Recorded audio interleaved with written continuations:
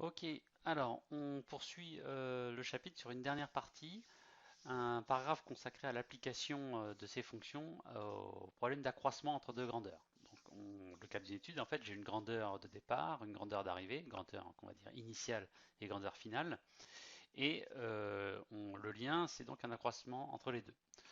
Donc on peut avoir dans un premier temps ce qu'on appelle un accroissement constant, d'accord? Je vous donne par exemple la quantité initiale, c'est l'âge d'un élève aujourd'hui, et la quantité finale, c'est l'âge de cet élève dans 3 ans. D'accord?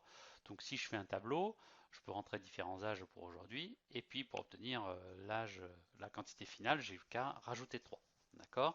À ce moment-là, on n'a pas un tableau de proportionnalité évidemment, puisque je passe de la première à la deuxième ligne, non pas en multipliant, mais en ajoutant, donc c'est pas du tout un tableau de proportionnalité. D'accord? Et ce tableau-là, je peux très bien aussi le voir comme le tableau d'une fonction. Cette fonction, ça serait f de x égale x plus 3, c'est une fonction affine. Puis si x désigne l'âge d'aujourd'hui, eh bien l'image désigne l'âge qu'il y aura dans 3 ans. Bon, on note ça dans un premier temps. Ensuite, on va s'intéresser à un deuxième type d'accroissement, un accroissement qui est proportionnel pardon, à la quantité initiale. C'est par exemple l'exemple des soldes. D'accord? Quand vous avez les soldes, eh bien l'accroissement ici sera négatif, c'est une diminution, c'est un peu le même problème. Donc vous diminuez proportionnellement au prix de départ. D'accord?